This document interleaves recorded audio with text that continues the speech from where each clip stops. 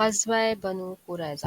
اس روز رسول اللہ صلی اللہ علیہ وسلم خندق سے واپس تشریف لائے۔ اسی روز ظہر کے وقت جب آپ حضرت ام سلمہ رضی اللہ عنہا کے مکان میں غسل فرما رہے تھے، حضرت جبریل علیہ السلام تشریف لائے اور فرمایا، کیا آپ نے ہتھیار رکھ دیے؟ حالانکہ ابھی فرشتوں نے ہتھیار نہیں رکھے اور میں بھی قریش کا تعاقب کر کے بس واپس چلا آ رہا ہوں۔ اٹھیے اور اپنے رفقا کو لے کر بنو قریظہ کا رخ کیجیے، میں آگے آگے جا رہا ہوں۔ ان کے قلوں میں زلزلہ برپا کروں گا اور ان کے دلوں میں رعب و دہشت ڈالوں گا۔ یہ کہہ کر حضرت جبرائیل علیہ السلام فرشتوں کے جلوہ میں روانہ ہو گئے۔ ادھر رسول اللہ صلی اللہ علیہ وسلم نے ایک صحابی سے منادی کروائی کہ جو شخص سماع و طاعت پر قائم رہے وہ عصر کی نماز بنو قریظہ ہی میں پڑھے۔ اس کے بعد مدینے کا انتظام حضرت ابن ام مکتوم کو سونپا اور حضرت علی کو جنگ کا پھریرا دے کر آگے روانہ فرما دیا۔ وہ بنو قریظہ کے قلعوں کے قریب پہنچے تو بنو قریظہ نے رسول اللہ صلی اللہ علیہ وآلہ وسلم پر گالیوں کی بوچھاڑ کر دی۔ اتنے میں رسول اللہ صلی اللہ علیہ وسلم بھی مہاجرین و انصار کے جلوہ میں روانہ ہو چکے تھے۔ آپ نے بنو قریظہ کے دیار میں پہنچ کر انا نامی ایک کنویں پر نزول فرمایا۔ عام مسلمانوں نے بھی لڑائی کا اعلان سن کر فوراً دیار بنی قریظہ کا رخ کیا۔ راستے میں عصر کی نماز کا وقت آ گیا تو بعض نے کہا، ہم جیسا کہ ہمیں حکم دیا گیا ہے بنو قریظہ پہنچ کر ہی عصر کی نماز پڑھیں گے، حتیٰ کہ بعض نے عصر کی نماز عشاء کے بعد پڑھی۔ لیکن کچھ دوسرے صحابہ نے کہا، آپ کا مقصود یہ نہیں تھا بلکہ یہ تھا کہ ہم جلد از جلد روانہ ہو جائیں، اس لیے انہوں نے راستے ہی میں نماز پڑھ لی۔ البتہ جب رسول اللہ صلی اللہ علیہ وسلم کے سامنے یہ قضیہ پیش ہوا تو آپ نے کسی بھی فریق کو سخت سست نہیں کہا۔ بہرکیف مختلف ٹکڑیوں میں بٹ کر اسلامی لشکر دیار بنو قریظہ میں پہنچا اور نبی صلی اللہ علیہ وآلہ وسلم کے ساتھ جا شامل ہوا۔ پھر بنو قریظہ کے قلعوں کا محاصرہ کر لیا۔ اس لشکر کی کل تعداد 3000 تھی اور اس میں 30 گھوڑے تھے۔ جب محاصرہ سخت ہو گیا تو یہود کے سردار کعب بن اسد نے یہود کے سامنے 3 متبادل تجویزیں پیش کیں، یا تو اسلام قبول کر لیں اور محمد صلی اللہ علیہ وسلم کے دین میں داخل ہو کر اپنی جان، مال اور بال بچوں کو محفوظ کر لیں۔ کعب بن اسد نے اس تجویز کو پیش کرتے ہوئے یہ بھی کہا کہ واللہ تم لوگوں پر یہ بات واضح ہو چکی ہے کہ وہ واقعی نبی اور رسول ہیں اور وہی ہیں جنہیں تم اپنی کتاب میں پاتے ہو، یا اپنے بیوی بچوں کو خود اپنے ہاتھوں قتل کر دیں، پھر تلوار سونت کر نبی صلی اللہ علیہ وسلم کی طرف نکل پڑیں اور پوری قوت سے ٹکرا جائیں۔ اس کے بعد یا تو فتح پائیں یا سب کے سب مارے جائیں، یا پھر رسول اللہ صلی اللہ علیہ وسلم اور صحابہ کرام پر دھوکے سے سنیچر کے دن پل پڑیں، کیونکہ انہیں اطمینان ہوگا کہ آج لڑائی نہیں ہوگی۔ لیکن یہود نے ان تینوں میں سے کوئی بھی تجویز منظور نہ کی، جس پر ان کے سردار کعب بن اسد نے جھلا کر کہا، تم میں سے کسی نے ماں کی کوکھ سے جنم لینے کے بعد ایک رات بھی ہوش مندی کے ساتھ نہیں گزاری۔ ان تینوں تجاویز کو رد کر دینے کے بعد بنو قریظہ کے سامنے صرف ایک ہی راستہ رہ جاتا تھا کہ رسول اللہ صلی اللہ علیہ وسلم کے سامنے ہتھیار ڈال دیں اور اپنی قسمت کا فیصلہ آپ پر چھوڑ دیں۔ لیکن انہوں نے چاہا کہ ہتھیار ڈالنے سے پہلے اپنے بعض مسلمان حلیفوں سے رابطہ قائم کر لیں۔ ممکن ہے پتہ لگ جائے کہ ہتھیار ڈالنے کا نتیجہ کیا ہوگا۔ چنانچہ انہوں نے رسول اللہ صلی اللہ علیہ وسلم کے پاس پیغام بھیجا کہ آپ ابو لبابہ کو ہمارے پاس بھیج دیں، ہم ان سے مشورہ کرنا چاہتے ہیں۔ ابو لبابہ ان کے حلیف تھے اور ان کے باغات اور آل اولاد بھی اسی علاقے میں تھے۔ جب ابو لبابہ وہاں پہنچے تو مرد حضرات انہیں دیکھ کر ان کی طرف دوڑ پڑے اور عورتیں اور بچے ان کے سامنے دھاڑے مار مار کر رونے لگے۔ اس کیفیت کو دیکھ کر حضرت ابو لبابہ رضی اللہ عنہ پر رقت طاری ہو گئی۔ یہود نے کہا، ابو لبابہ، کیا آپ مناسب سمجھتے ہیں کہ محمد صلی اللہ علیہ وسلم کے فیصلے پر ہتھیار ڈال دیں؟ انہوں نے فرمایا، ہاں، لیکن ساتھ ہی ہاتھ سے حلق کی طرف اشارہ بھی کر دیا، جس کا مطلب یہ تھا کہ ذبح کر دیے جاؤ گے۔ لیکن انہیں فوراً احساس ہوا کہ یہ اللہ اور اس کے رسول کے ساتھ خیانت ہے، چنانچہ وہ رسول اللہ صلی اللہ علیہ وسلم کے پاس واپس آنے کے بجائے سیدھے مسجد نبی پہنچے اور اپنے آپ کو مسجد کے ایک کھمبے سے باندھ لیا اور قسم کھائی کہ اب انہیں رسول اللہ صلی اللہ علیہ وسلم ہی اپنے دستے مبارک سے کھولیں گے اور وہ آئندہ بنو قریظہ کی سرزمین میں کبھی داخل نہ ہوں گے۔ ادھر رسول اللہ صلی اللہ علیہ وسلم محسوس کر رہے تھے کہ ان کی واپسی میں دیر ہو رہی ہے۔ پھر جب تفصیلات کا علم ہوا تو فرمایا اگر وہ میرے پاس آ گئے ہوتے تو میں ان کے لیے بخشش کی دعا کر دیتا، لیکن جب وہ وہی کام کر بیٹھے ہیں تو اب میں بھی انہیں ان کی جگہ سے کھول نہیں سکتا یہاں تک کہ اللہ تعالیٰ ان کی توبہ قبول فرما لے۔ ادھر ابو لبابہ کے اشارے کے باوجود بنو قریظہ نے یہی طے کیا کہ رسول اللہ صلی اللہ علیہ وسلم کے سامنے ہتھیار ڈال دیں اور وہ جو فیصلہ مناسب سمجھیں کریں۔ حالانکہ بنو قریظہ ایک طویل عرصے تک محاصرہ برداشت کر سکتے تھے، کیونکہ ایک طرف ان کے پاس وافر مقدار میں سامان خورد و نوش تھا، پانی کے چشمے اور کنویں تھے، مضبوط اور محفوظ قلعے تھے، اور دوسری طرف مسلمان کھلے میدان میں خون منجمد کر دینے والے جاڑے اور بھوک کی سختیاں سہ رہے تھے، اور آغاز جنگ خندق کے بھی پہلے سے مسلسل جنگی مصروفیات کے سبب تکان سے چور چور تھے۔ لیکن جنگ بنی قریظہ در حقیقت ایک اعصابی جنگ تھی۔ اللہ نے ان کے دلوں میں رعب ڈال دیا اور ان کے حوصلے ٹوٹتے جا رہے تھے۔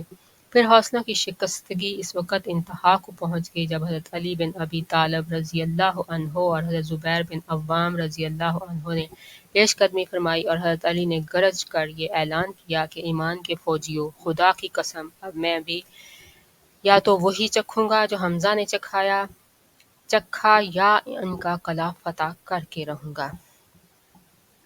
چنانچہ حضرت علی کا یہ عزم سن کر بنو قریظہ نے جلدی سے اپنے آپ کو رسول اللہ صلی اللہ علیہ وسلم کے حوالے کر دیا کہ آپ جو فیصلہ مناسب سمجھیں کریں۔ رسول اللہ صلی اللہ علیہ وسلم نے حکم دیا کہ مردوں کو باندھ دیجیے، چنانچہ محمد بن مسلمہ انصاری رضی اللہ عنہ کے زیر نگرانی ان سب کے ہاتھ باندھ دیے گئے، اور عورتوں اور بچوں کو مردوں سے الگ کر دیا گیا۔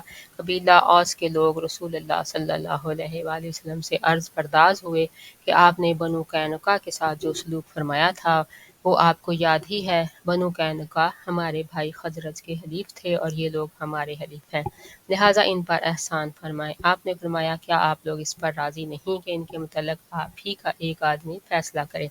انہوں نے کہا کیوں نہیں؟ آپ نے فرمایا تو یہ معاملہ سعد بن معاذ کے حوالے رہے۔ اوس کے لوگوں نے کہا ہم اس پر راضی ہیں۔ اس کے بعد آپ نے حضرت سعد بن معاذ کو بلا بھیجا۔ وہ مدینہ میں تھے، لشکر کے ہمراہ تشریف نہیں لائے تھے کیونکہ جنگ خندق کے دوران بازو کی رگ کٹنے کے سبب زخمی تھے۔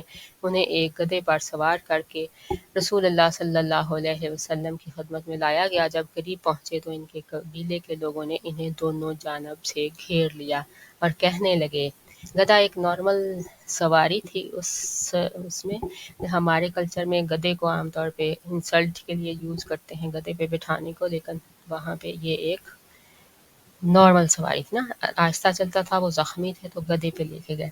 سعد اپنے حلیفوں کے بارے میں اچھائی اور احسان سے کام لیجیے گا، رسول اللہ صلی اللہ علیہ وسلم نے آپ کو اسی لیے حکم بنایا ہے کہ آپ ان سے حسن سلوک کریں۔ مگر وہ چپ چاپ تھے، کوئی جواب نہ دے رہے تھے۔ جب لوگوں نے گزارش کی، بھرمار کر دی تو بولے اب وقت آ گیا ہے کہ سعد کو اللہ کے بارے میں کسی ملامت گر کی پرواہ نہ ہو۔ یہ سن کر بعض لوگ اسی وقت مدینہ آ گئے اور قیدیوں کی موت کی خبر پھیلا دی۔ اس کے بعد جب حضرت سعد نبی صلی اللہ علیہ وسلم کے پاس پہنچے تو آپ نے فرمایا اپنے سردار کے استقبال کے لیے اٹھ کر جاؤ۔ لوگوں نے جب انہیں سواری سے اتار لیا تو آپ نے فرمایا اے سعد، یہ لوگ تمہارے فیصلے پر اترے ہیں۔ حضرت سعد نے کہا کیا میرا فیصلہ ان پر نافذ ہوگا؟ لوگوں نے کہا جی ہاں۔ انہوں نے کہا مسلمانوں پر بھی؟ لوگوں نے کہا جی ہاں۔ انہوں نے پھر کہا اور جو یہاں ہیں ان پر بھی؟ ان کا اشارہ رسول اللہ صلی اللہ علیہ وسلم کی فرودگاہ کی طرف تھا، مگر اجلال و تعظیم کے سبب چہرہ دوسری طرف کر رکھا تھا۔ آپ نے فرمایا جی ہاں، مجھ پر بھی۔ حضرت سعد نے کہا تو ان کے متعلق میرا فیصلہ یہ ہے کہ مردوں کو قتل کر دیا جائے، عورتوں اور بچوں کو قیدی بنا لیا جائے اور اموال تقسیم کر دیے جائیں۔ رسول اللہ صلی اللہ علیہ وسلم نے فرمایا تم نے ان کے بارے میں وہی فیصلہ کیا ہے جو 7 آسمانوں کے اوپر سے اللہ تعالیٰ کا فیصلہ ہے۔ حضرت سعد کا یہ فیصلہ انتہائی عدل و انصاف پر مبنی تھا، کیونکہ بنو قریظہ نے مسلمانوں کی موت و حیات کے نازک ترین لمحات میں جو خطرناک بدعہدی کی تھی وہ تو تھی ہی، اس کے علاوہ انہوں نے مسلمانوں کے خاتمے کے لیے 1500 تلواریں، 2000 نیزے، 300 زرہیں اور 500 ڈھالیں مہیا کر رکھی تھیں۔ جن پر فتح کے بعد مسلمانوں نے قبضہ کیا۔ اس فیصلے کے بعد رسول اللہ صلی اللہ علیہ وسلم کے حکم پر بنو قریظہ کو مدینہ لا کر بنو نجار کی ایک عورت جو حارث کی صاحبزادی تھیں کے گھر میں قید کر دیا گیا اور مدینہ کے بازار میں خندقیں کھودی گئیں۔ پھر انہیں ایک ایک جماعت کر کے لے جایا گیا اور ان خندقوں میں ان کی گردنیں مار دی گئیں۔ کارروائی شروع ہونے کے تھوڑی دیر بعد باقی ماندہ قیدیوں نے اپنے سردار کعب بن اسد سے دریافت کیا کہ آپ کا کیا اندازہ ہے، ہمارے ساتھ کیا ہو رہا ہے؟ اس نے کہا، کیا تم لوگ کسی بھی جگہ سمجھ بوجھ نہیں رکھتے؟ دیکھتے نہیں کہ پکارنے والا رک نہیں رہا ہے اور جانے والا پلٹ نہیں رہا ہے؟ یہ خدا کی قسم قتل ہے۔ بہرکاف ان سب کی، جن کی تعداد 6 اور 700 کے درمیان تھی، گردنیں مار دی گئیں۔ اس کارروائی کے ذریعے غدر و خیانت کے ان چھاپوں کا مکمل طور پر خاتمہ ہو گیا جنہوں نے پختہ عہد و پیمان توڑا تھا۔ مسلمانوں کے خاتمے کے لیے ان کی زندگی کے نہایت سنگین اور نازک ترین لمحات میں دشمن کو مدد دے کر جنگ کے اکابر مجرمین کا کردار ادا کیا تھا، اور اب وہ واقعتاً مقدمے اور پھانسی کے مستحق ہو چکے تھے۔ بنو قریظہ کی اس تباہی کے ساتھ ہی بنو نضیر کا شیطان اور جنگ احزاب کا ایک بڑا مجرم حیy بن اخطب بھی اپنے کافر کردار کو پہنچ گیا۔ یہ شخص ام المومنین حضرت صفیہ رضی اللہ عنہا کا باپ تھا۔ قریش و غطفان کی واپسی کے بعد جب بنو قریظہ کا محاصرہ کیا گیا اور انہوں نے قلعہ بندی اختیار کی تو یہ بھی ان کے ہمراہ قلعہ بند ہو گیا تھا، کیونکہ غزوہ احزاب کے ایام میں یہ شخص جب کعب بن اسد کو غدر و خیانت پر آمادہ کرنے کے لیے آیا تھا تو اس کا وعدہ کر رکھا تھا اور اب اس وعدے کو نبھا رہا تھا۔ اسے جس وقت خدمت نبی صلی اللہ علیہ وسلم میں لایا گیا تو ایک جوڑا زیب تن کیے ہوئے تھا، جسے خود ہی ہر جانب سے ایک ایک انگل پھاڑ رکھا تھا تاکہ اسے مال غنیمت میں نہ رکھوا لیا جائے۔ اس کے دونوں ہاتھ گردن کے پیچھے رسی سے یکجا بندھے ہوئے تھے۔ اس نے رسول اللہ صلی اللہ علیہ وسلم کو مخاطب کر کے کہا، سنیے، میں نے آپ کی عداوت پر اپنے آپ کو ملامت نہیں کی، لیکن جو اللہ سے لڑتا ہے مغلوب ہو جاتا ہے۔ پھر لوگوں کو مخاطب کر کے کہا، لوگو، اللہ کے فیصلے میں کوئی حرج نہیں، یہ تو نوشتہ تقدیر ہے اور ایک بڑا قتل ہے جو اللہ نے بنی اسرائیل پر لکھ دیا تھا۔ اس کے بعد وہ بیٹھا اور اس کی گردن مار دی گئی۔ اللہ اکبر۔ اس واقعہ میں بنو قریظہ کی ایک عورت بھی قتل کی گئی۔ اس نے حضرت خلاد بن سوید رضی اللہ عنہ پر چکی کا پاٹ پھینک کر انہیں قتل کر دیا تھا، اسی کے بدلے اسے قتل کیا گیا۔ رسول اللہ صلی اللہ علیہ وسلم کا حکم تھا کہ جس کے زیر ناف بال آ چکے ہوں اسے قتل کر دیا جائے، چونکہ حضرت عطیہ کرزی کو ابھی بال نہیں آئے تھے لہٰذا انہیں زندہ چھوڑ دیا گیا، چنانچہ وہ مسلمان ہو کر شرف صحابیت سے مشرف ہوئے۔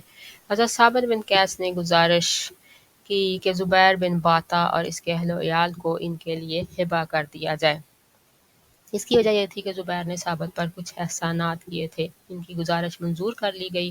اس کے بعد ثابت بن قیس نے زبیر سے کہا کہ رسول اللہ صلی اللہ علیہ وسلم نے تم کو اور تمہارے اہل و عیال کو میرے لیے ہبہ کر دیا ہے، میں ان سب کو تمہارے حوالے کرتا ہوں، یعنی تم بال بچوں سمیت آزاد ہو۔ لیکن جب زبیر بن باطا کو معلوم ہوا کہ اس کی کون قتل کر دی گئی ہے تو اس نے کہا، ثابت، تم پر میں نے جو احسان کیا تھا اس کا واسطہ دے کر کہتا ہوں کہ مجھے بھی دوستوں تک پہنچا دو، چنانچہ اس کی بھی گردن مار کر اس کے یہودی دوستوں تک پہنچا دیا گیا۔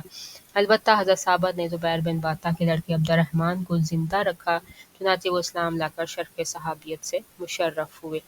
اسی طرح بنو نجار کی ایک خاتون حضرت ام المنذر سلمہ بنت قیس نے گزارش کی کہ سموئیل کرزی کے لڑکے رفاعہ کو ان کے لیے ہبہ کر دیا جائے۔ ان کی بھی گزارش منظور ہوئی اور رفاعہ کو ان کے حوالے کر دیا گیا۔ انہوں نے رفاعہ کو زندہ رکھا اور وہ بھی اسلام لا کر شرف صحابیت سے مشرف ہوئے۔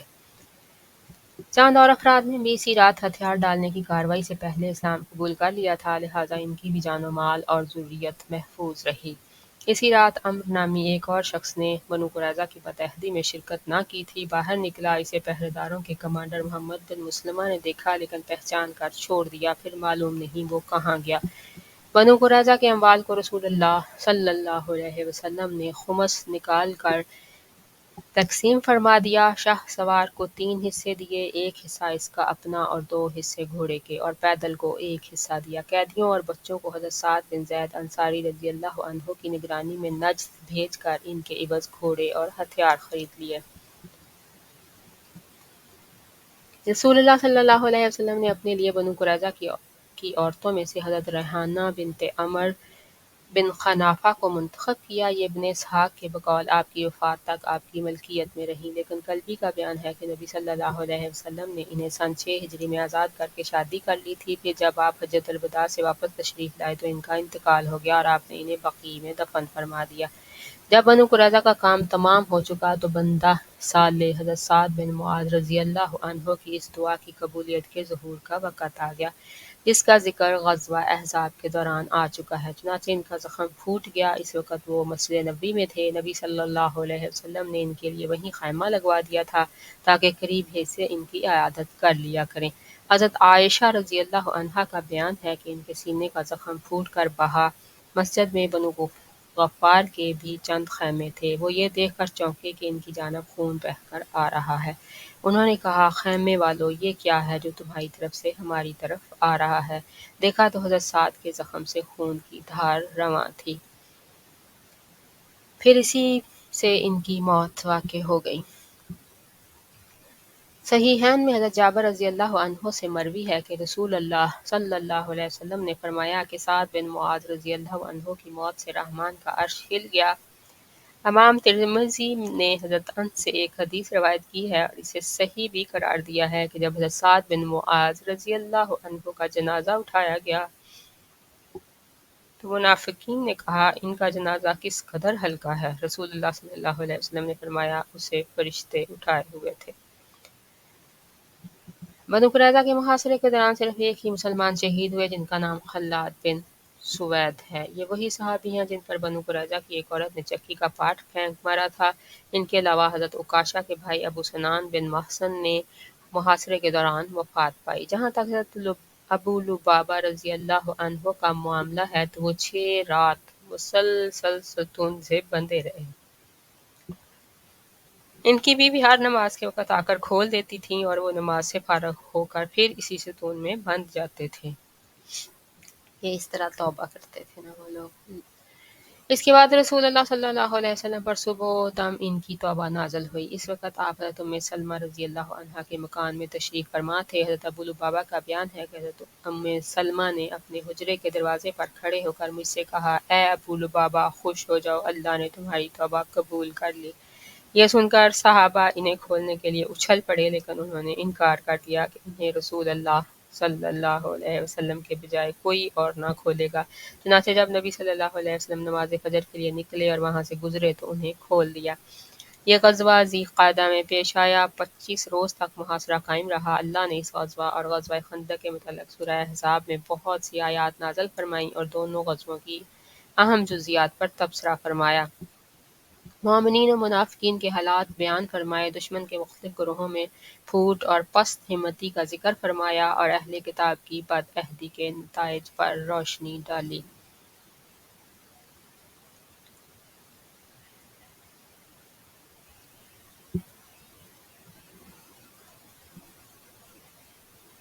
غزوہ احزاب و قریظہ کے بعد کی جنگی مہمات۔ سلام بن ابی الحقیق کا قتل۔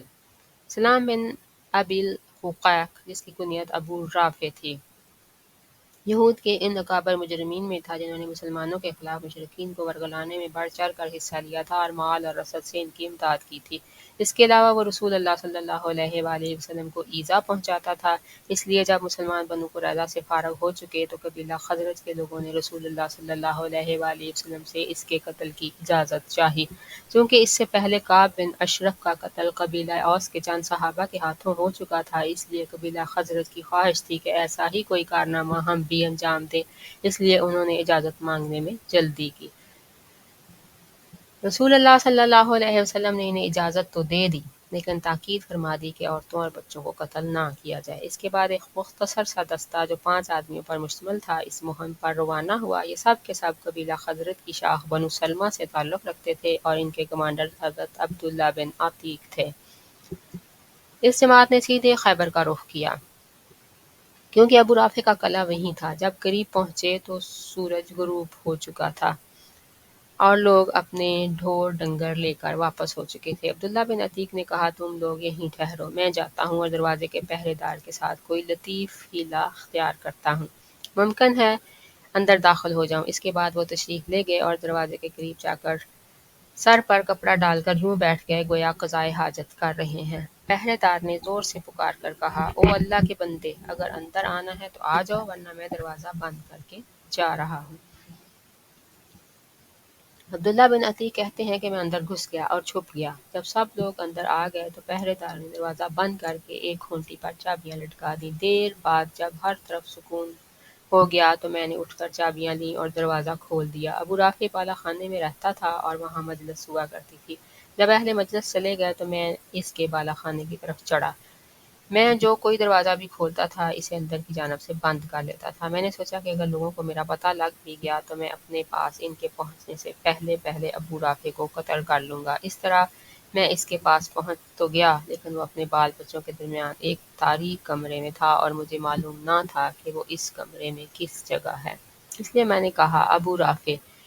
اس نے کہا، یہ کون ہے؟ میں نے جھٹ آواز کی طرف لپک کر اس پر تلوار کی ایک ضرب لگائی، لیکن میں اس وقت ہڑبڑایا ہوا تھا اس لیے کچھ نہ کر سکا۔ ادھر اس نے زور کی چیخ ماری، لہٰذا میں جھٹ کمرے سے باہر نکل گیا اور ذرا دور ٹھہر کر پھر آ گیا اور آواز بدل کر بولا، ابو رافع۔ یہ کیسی آواز تھی؟ اس نے کہا، تیری ماں برباد ہو، ایک آدمی نے ابھی مجھے اس کمرے میں تلوار ماری ہے۔ عبداللہ بن عتیق کہتے ہیں کہ اب میں نے ایک زوردار ضرب لگائی جس سے وہ خون میں لت پت ہو گیا، لیکن اب بھی میں اسے قتل نہ کر سکا تھا، اس لیے میں نے تلوار کی نوک اس کے پیٹ پر رکھ کر دبا دی اور وہ اس کی پیٹھ تک جا رہی اور میں سمجھ گیا کہ میں نے اسے قتل کر لیا ہے۔ اس لیے اب میں ایک ایک دروازہ کھولتا ہوا واپس ہوا اور ایک سیڑھی کے پاس پہنچ کر یہ سمجھتے ہوئے کہ زمین تک پہنچ چکا ہوں، پاؤں رکھا تو نیچے گر پڑا۔ چاندنی رات تھی، پنڈلی سرک گئی، میں نے پگڑی سے اسے کس کر باندھا اور دروازے پر آ کر بیٹھ گیا اور جی میں کہا کہ آج جب تک کہ یہ معلوم نہ ہو جائے کہ میں نے اسے قتل کر لیا ہے یہاں سے نہیں نکلوں گا۔ چنانچہ جب مرغ نے بانگ دی تو موت کی خبر دینے والا قلعے کی فصیل پر چڑھا اور بلند آواز سے پکارا کہ میں اہل حجاز کے تاجر ابو رافع کی موت کی اطلاع دے رہا ہوں۔ اب میں اپنے ساتھیوں کے پاس پہنچا اور کہا، بھاگ چلو، اللہ نے ابو رافع کو کیفر کردار تک پہنچا دیا۔ چنانچہ میں نبی صلی اللہ علیہ وسلم کی خدمت میں حاضر ہوا اور آپ سے واقعہ بیان کیا تو آپ نے فرمایا، اپنے پاؤں پھیلاؤ۔ میں نے اپنے پاؤں پھیلایا، آپ نے اس پر اپنا دست مبارک پھیرا اور ایسا لگا کہ گویا کوئی تکلیف تھی ہی نہیں۔ حاشیہ دیکھ لیں۔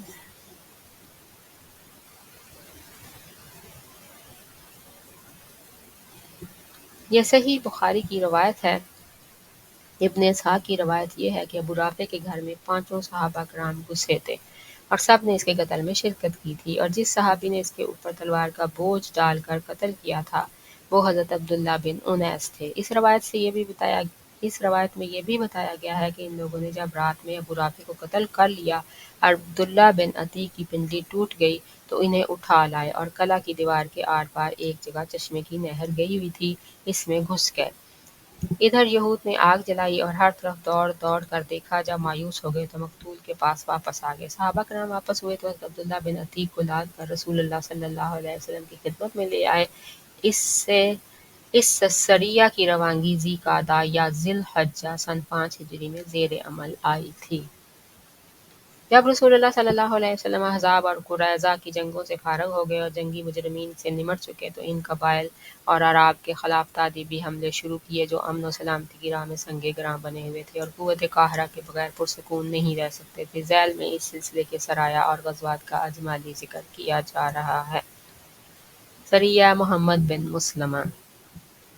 احزاب و قریظہ کی جنگوں سے فراغت کے بعد یہ پہلا سریہ ہے جس کی روانگی عمل میں آئی۔ یہ 30 آدمیوں کی مختصر سی نفری پر مشتمل تھا۔ اس سریہ کا نجد کے اندر بکرات کے علاقہ میں زیہ کے آس پاس کرتا نامی مقام پر بھیجا گیا۔ زریہ اور مدینہ کے درمیان 7 رات کا فاصلہ ہے۔ روانگی 10 محرم سن 6 عیسوی کو عمل میں آئی سن 6 ہجری کو عمل میں آئی تھی اور نشانہ بنو بکر بن کلاب کی ایک شاخ تھی۔ مسلمانوں نے چھاپا مارا تو دشمن کے سارے افراد بھاگ نکلے۔ مسلمانوں نے چوپائے اور بکریاں ہانک لیں اور محرم میں ایک دن باقی تھا کہ مدینے آ گئے۔ یہ لوگ بنو حنیفہ کے سردار ثمامہ بن اثال حنفی کو بھی گرفتار کر لائے تھے۔ وہ مسیلمہ کذاب کے حکم سے بھیس بدل کر نبی صلی اللہ علیہ وسلم کو قتل کرنے نکلے تھے، لیکن مسلمانوں نے انہیں گرفتار کر لیا اور مدینہ لا کر مسجد نبی کے ایک کھمبے سے باندھ دیا۔ نبی صلی اللہ علیہ وسلم تشریف لائے تو دریافت فرمایا، ثمامہ تمہارے نزدیک کیا ہے؟ انہوں نے کہا، اے محمد، میرے نزدیک خیر ہے، اگر تم قتل کرو تو ایک خون والے کو قتل کرو گے، اور اگر احسان کرو تو ایک قدردان پر احسان کرو گے، اور اگر مال چاہتے ہو تو جو چاہو مانگ لو۔ اس کے بعد آپ نے انہیں اسی حال میں چھوڑ دیا، پھر آپ دوبارہ گزرے تو پھر وہی سوال کیا اور ثمامہ نے پھر وہی جواب دیا۔ اس کے بعد آپ تیسری بار گزرے تو پھر وہی سوال و جواب ہوا۔ اس کے بعد آپ نے صحابہ سے فرمایا کہ ثمامہ کو آزاد کر دو۔ انہوں نے آزاد کر دیا۔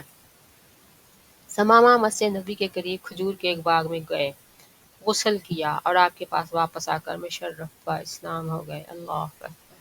پھر کہا، خدا کی قسم، روئے زمین پر کوئی چہرہ میرے نزدیک آپ کے چہرے سے زیادہ مبغوض نہ تھا، یعنی جس پہ مجھے غضب آئے، غصہ آئے، لیکن اب آپ کا چہرہ دوسرے تمام چہروں سے زیادہ محبوب ہو گیا ہے، اور خدا کی قسم، روئے زمین پر کوئی دین میرے نزدیک آپ کے دین سے زیادہ مبغوض نہ تھا، مگر اب آپ کا دین دوسرے تمام ادیان سے زیادہ محبوب ہو گیا ہے۔ آپ کے سواروں نے مجھے اس حالت میں گرفتار کیا تھا کہ میں عمرہ کا ارادہ کر رہا تھا۔ رسول اللہ صلی اللہ علیہ وسلم نے فرمایا، خوش رہو، اور حکم دیا کہ عمرہ کر لیں۔ جب وہ دیار قریش میں پہنچے تو انہوں نے کہا کہ ثمامہ تم بد دین ہو گئے ہو۔ ثمامہ نے کہا، نہیں، بلکہ میں محمد صلی اللہ علیہ وسلم کے ہاتھ پر مسلمان ہو گیا ہوں۔ اور سنو، خدا کی قسم، تمہارے پاس یمامہ سے گیہوں کا ایک دانہ نہیں آ سکتا جب تک کہ رسول اللہ صلی اللہ علیہ وسلم اس کی اجازت نہ دے دیں۔ یمامہ اہل مکہ کے لیے کھیت کی حیثیت رکھتا تھا۔ حضرت ثمامہ نے وطن واپس جا کر مکہ کے لیے غلہ کی روانگی بند کر دی، جس سے قریش سخت مشکلات میں پڑ گئے، اور رسول اللہ صلی اللہ علیہ وسلم کو قرابت کا واسطہ دیتے ہوئے لکھا کہ ثمامہ کو لکھ دیں کہ وہ غلے کی روانگی بند نہ کریں۔ رسول اللہ صلی اللہ علیہ وسلم نے ایسا ہی کیا۔ سبحان اللہ۔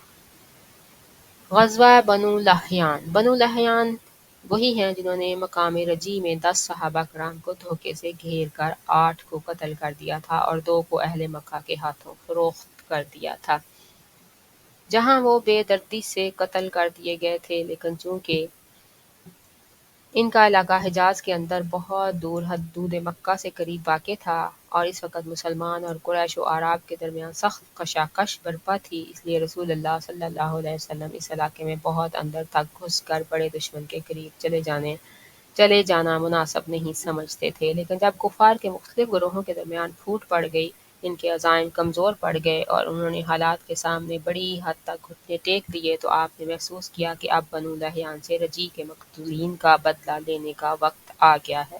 چنانچہ آپ نے ربیع الاول یا جمادی الاول سن 6 ہجری میں 2 صحابہ کی معیت میں ان کا رخ کیا۔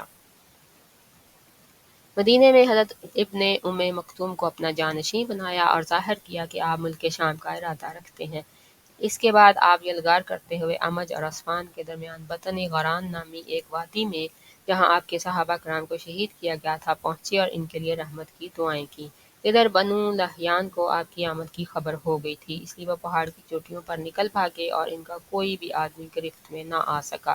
آپ نے ان کی سرزمین میں 2 روز قیام فرمایا۔ اس دوران سریے بھی بھیجے، لیکن بنو لحیان نہ مل سکے۔ اس کے بعد آپ نے عصفان کا قصد کیا اور وہاں سے 10 شاہ سوار قراق النعیم بھیجے تاکہ قریش کو بھی آپ کی آمد کی خبر ہو جائے۔ اس کے بعد آپ کل 14 دن مدینے سے باہر گزار کر مدینہ واپس آ گئے۔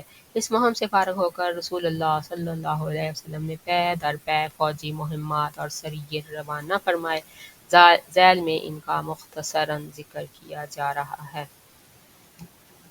سریہ غمر۔ ربیع الاول یا ربیع الاخر سن 6 ہجری میں حضرت عکاشہ بن محصن رضی اللہ عنہ کو 40 افراد کی کمان دے کر مقام غمر کی جانب روانہ کیا گیا۔ یہ بنو اسد کے ایک چشمے کا نام ہے۔ مسلمانوں کی آمد سن کر دشمن بھاگ گیا اور مسلمان ان کے 200 اونٹ مدینہ ہانک لائے۔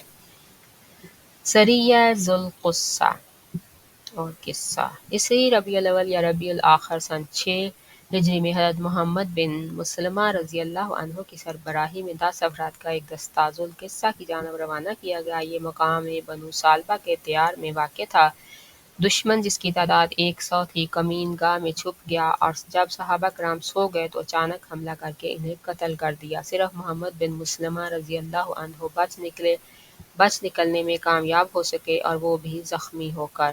سریہ ذوالقصہ محمد بن مسلمہ کے رفقا کی شہادت کے بعد ربیع الاخر سن 6 ہجری ہی میں نبی صلی اللہ علیہ وسلم نے حضرت ابو عبیدہ رضی اللہ عنہ کو ذوالقصہ کی جانب روانہ کیا۔ انہوں نے 40 افراد کی نفری لے کر مذکورہ صحابہ کرام کی شہادت گاہ کا رخ کیا اور رات بھر پیدل سفر کر کے الصباح بنو سالبہ کے دیار میں پہنچتے ہی چھاپا مار دیا۔ لیکن بنو سالبہ اس تیزی سے پہاڑوں میں بھاگے کہ مسلمانوں کی گرفت میں نہ آ سکے۔ صرف ایک آدمی پکڑا گیا اور وہ مسلمان ہو گیا، البتہ مویشی اور بکریاں ہاتھ آئیں۔ سریہ جموم یہ سریہ زید بن حارثہ رضی اللہ عنہ کے زیر قیادت ربیع الاخر سن 6 ہجری میں جموم کی جانب روانہ کیا گیا۔ جموم مر زہران موجودہ وادی فاطمہ میں بنو سلیم کے ایک چشمے کا نام ہے۔ حضرت زید وہاں پہنچے تو قبیلہ مزینہ کی ایک عورت جس کا نام حلیمہ تھا گرفت میں آ گئی۔ اس نے بنو سلیم کے ایک مقام کا پتہ بتایا جہاں سے بہت مویشی، بکریاں اور قیدی ہاتھ آئے۔ حضرت زید یہ سب لے کر مدینہ واپس آئے۔ رسول اللہ صلی اللہ علیہ وسلم نے اس مزنی عورت کو آزاد کر کے اس کی شادی کر دی۔ سریہ ایس یہ سریہ 170 سواروں پر مشتمل تھا اور اسے بھی زید بن حارثہ رضی اللہ تعالی عنہ کی زیر قیادت جمادی الاولیٰ سن 6 ہجری میں ایس کی جانب روانہ کیا گیا تھا۔ اس مہم میں قریش کے ایک قافلے کا مال ہاتھ آیا جو رسول اللہ صلی اللہ علیہ وسلم کے داماد حضرت ابو العاص کی قیادت میں سفر کر رہا تھا۔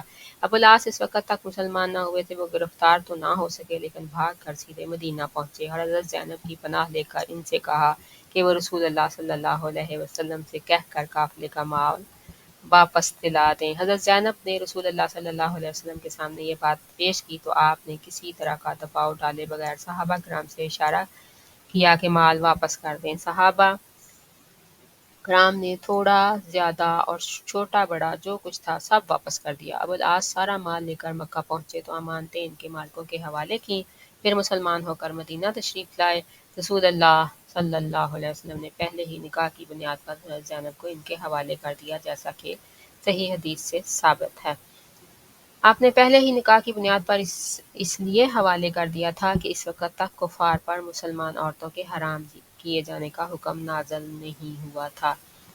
اور ایک حدیث میں یہ جو آیا ہے کہ آپ نے نکاح جدید کی ساتھ رخصت کیا تھا یا یہ کہ 6 برس کے بعد رخصت کیا تھا، تو یہ نہ معنی صحیح ہے نہ سندن، نہ معنن صحیح ہے نہ سندن، بلکہ دونوں لحاظ سے ضعیف ہے۔ اور جو لوگ اسی ضعیف حدیث کے قائل ہیں وہ ایک عجیب متضاد بات کہتے ہیں۔ وہ کہتے ہیں کہ ابو العاص سن 8 ہجری کے اواخر میں فتح مکہ سے کچھ پہلے مسلمان ہوئے تھے، پھر یہ بھی کہتے ہیں کہ سن 8 ہجری کے اوائل میں حضرت زینب کا انتقال ہو گیا تھا۔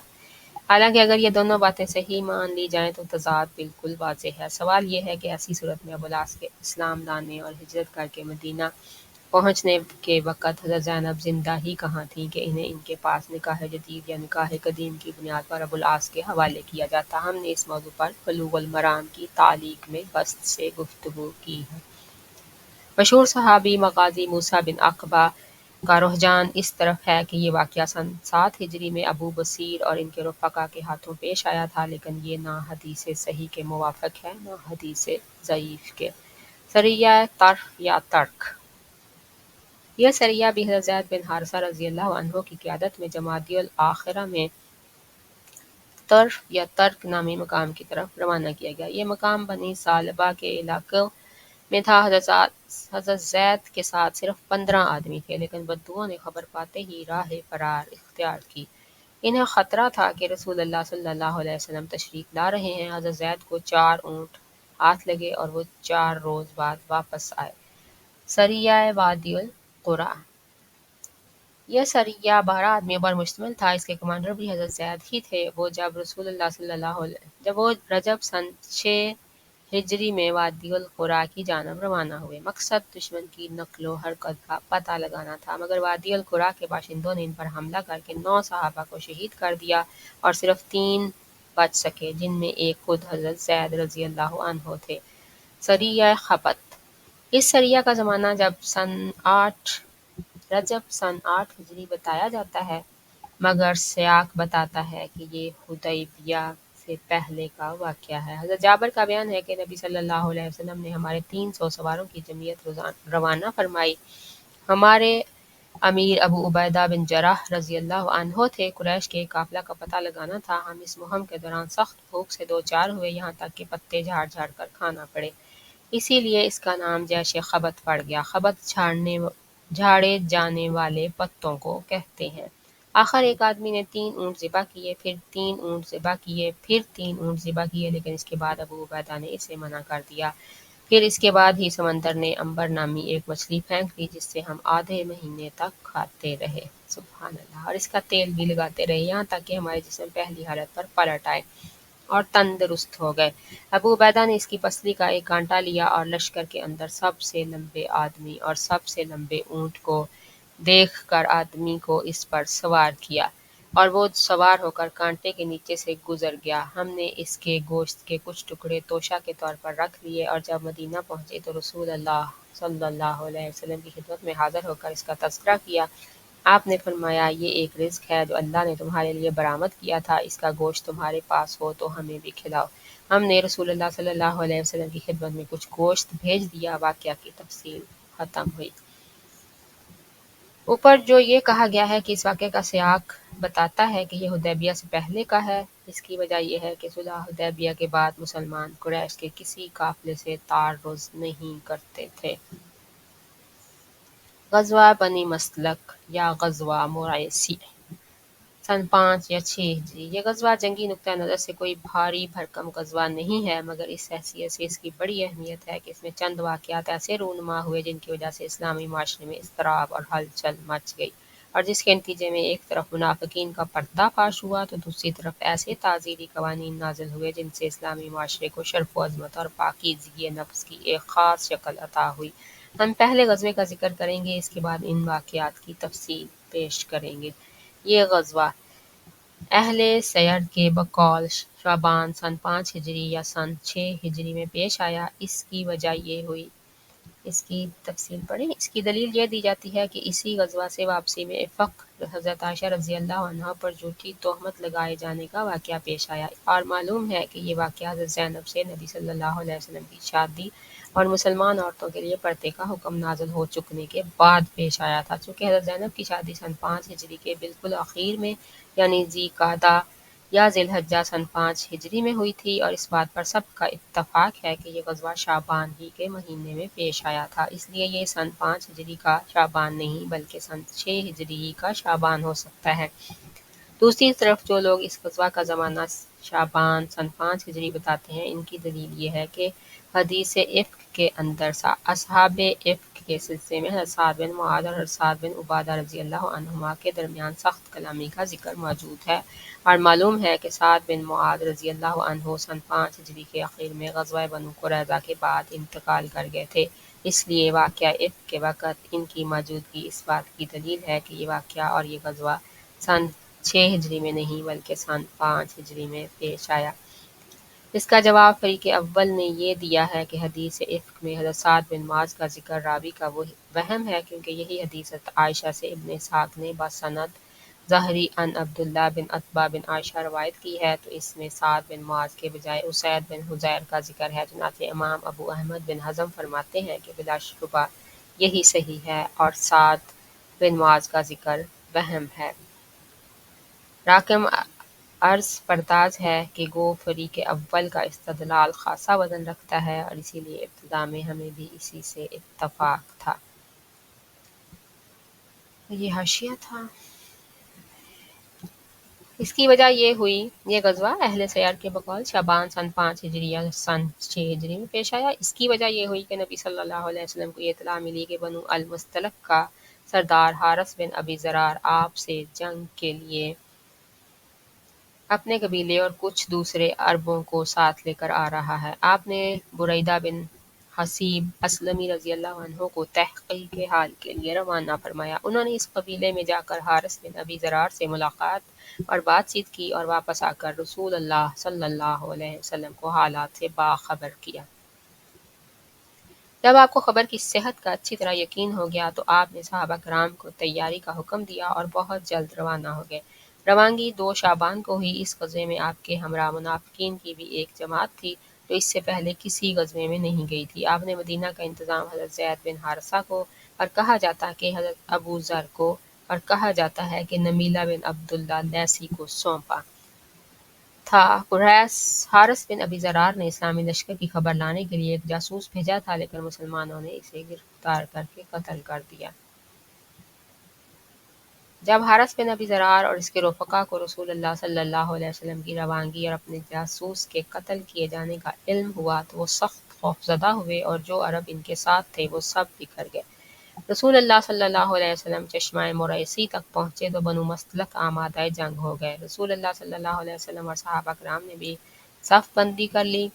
پورے اسلامی لشکر کے علم بردار حضرت ابوبکر رضی اللہ عنہ تھے اور خاص انصار کا فریرہ حضرت سعد بن عبادہ رضی اللہ عنہ کے ہاتھ میں تھا۔ کچھ دیر فریقین میں تیروں کا تبادلہ ہوا اور اس کے بعد رسول اللہ صلی اللہ علیہ وسلم کے حکم سے صحابہ کرام نے یک بارگی حملہ کیا اور فتح یاب ہو گئے۔ مشرکین نے شکست کھائی، کچھ مارے گئے، عورتوں اور بچوں کو قید کر لیا گیا، مویشی اور بکریاں بھی ہاتھ آئیں۔ مسلمانوں کا صرف ایک آدمی مارا گیا جسے ایک انصاری نے دشمن کا آدمی سمجھ کر مار دیا تھا۔ اس غزوے کے متعلق اہل سیر کا بیان ہے یہی ہے لیکن علامہ ابن قیم نے لکھا ہے کہ یہ وہم ہے۔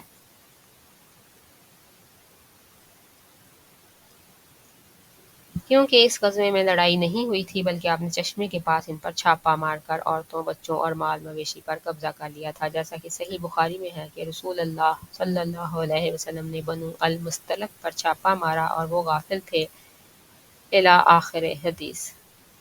قیدیوں میں حضرت جویریہ رضی اللہ عنہا بھی تھیں جو بنو المستلق کے سردار حارث بن ابی ذرار کی بیٹی تھیں۔ وہ ثابت بن قیس کے حصے میں آئیں۔ ثابت نے انہیں مکاتب بنا لیا، پھر رسول اللہ صلی اللہ علیہ وسلم نے ان کی جانب سے مقررہ رقم ادا کر کے ان سے شادی کر لی۔ مکاتب بنا لیا یعنی ان سے آزاد کرنے کے لیے ان سے عہد لکھ لیا۔ اس شادی کی وجہ سے مسلمانوں نے بنو المستلق کے 100 گھرانوں کو جو مسلمان ہو چکے تھے آزاد کر دیا۔ کہنے لگے کہ یہ لوگ رسول اللہ صلی اللہ علیہ وسلم کے سسرال کے لوگ ہیں۔ یہ ہے اس غزوے کی روداد۔ باقی رہے وہ واقعات جو اس غزوے میں پیش آئے تو چونکہ ان کی بنیاد عبداللہ بن ابی رئیس المنافقین عبداللہ بن ابی رئیس المنافقین اور اس کے رفقا تھے، اس لیے بے جانا ہوگا کہ پہلے اسلامی معاشرے کے اندر ان کے کردار اور رویے کی ایک جھلک پیش کر دی جائے اور بعد میں واقعات کی تفصیل دی جائے۔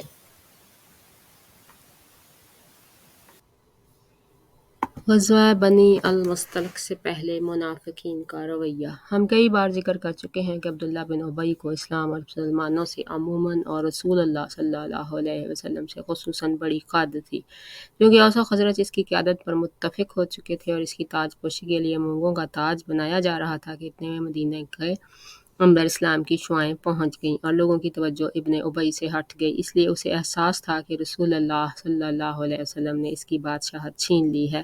اس کی یہ قد اور جلن ابتدائے ہجرت ہی سے واضح تھی، جبکہ ابھی اس نے اسلام کا اظہار بھی نہیں کیا تھا۔ پھر اسلام کا اظہار کرنے کے بعد بھی اس کی یہی روش رہی، چنانچہ اس کے اظہار اسلام سے پہلے ایک بار رسول اللہ صلی اللہ علیہ وسلم گدھے پر سوار حضرت سعد بن عبادہ کی عیادت کے لیے تشریف لے جا رہے تھے کہ راستے میں ایک مجلس سے گزر ہوا جس میں عبداللہ بن ابی بھی تھا۔ اس نے اپنی ناک ڈھک لی اور بولا، ہم پر غبار نہ اڑاؤ۔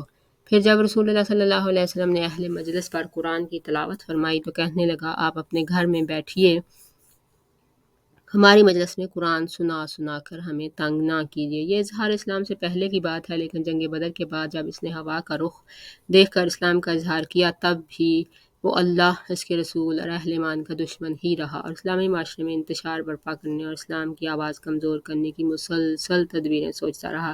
وہ اعدائے اسلام سے بڑا مخلصانہ ربط رکھتا تھا، چنانچہ بنو قینقاع کے معاملے میں نہایت نامعقول طریقے سے دخل انداز ہوا تھا، جس کا ذکر پچھلے صفحات میں آ چکا ہے۔ اسی طرح اس نے غزوہ احد میں بھی شر باتحتی مسلمانوں میں تفریق اور ان کی صفوں میں بے چینی و انتشار اور کھلبلی پیدا کرنے کی کوششیں کی تھیں۔ اس کا بھی ذکر گزر چکا ہے۔ اس منافق کے مکر و فریب کا یہ عالم تھا کہ یہ اپنے اظہار اسلام کے بعد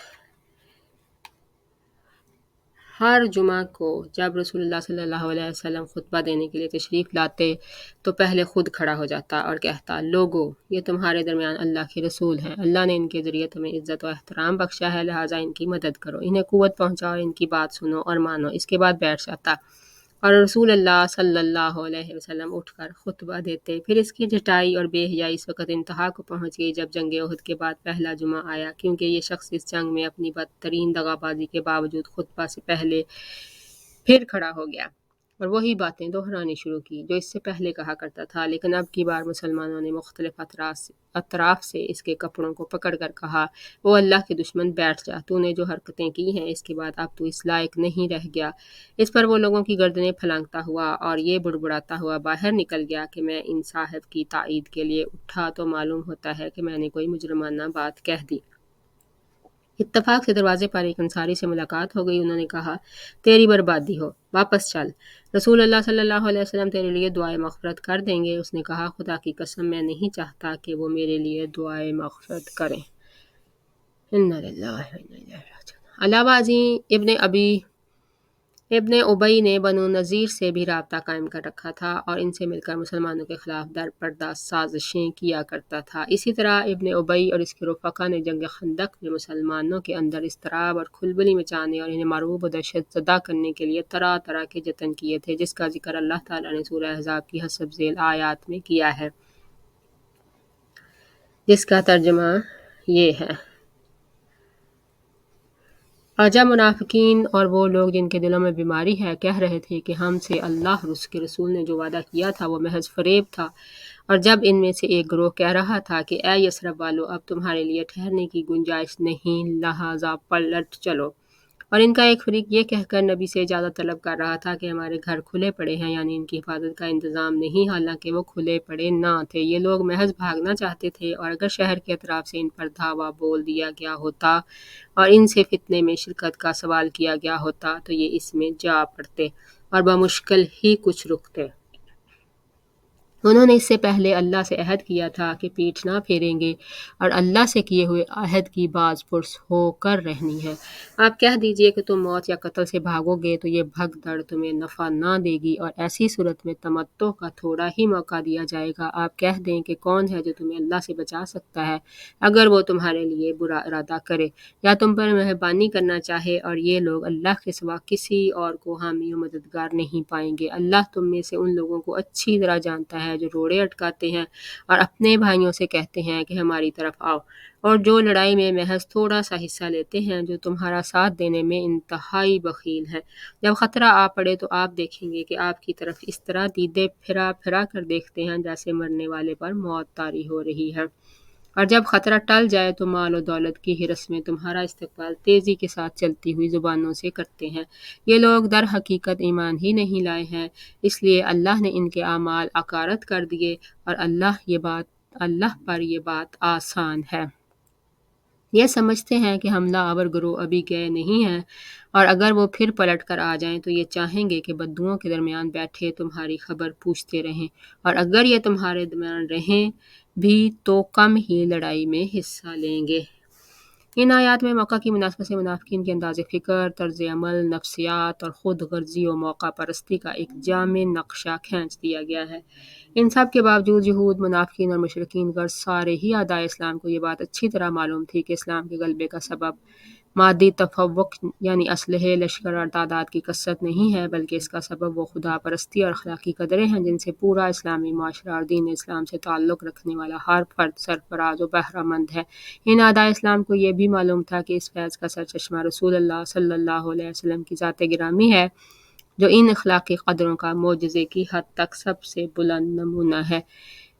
اسی طرح یہ اعدائے اسلام 4-5 سال تک برسر پیکار رہ کر یہ بھی سمجھ چکے تھے کہ اس دین کے حاملین کو ہتھیاروں کے بل پر نیست و نابود کرنا ممکن نہیں۔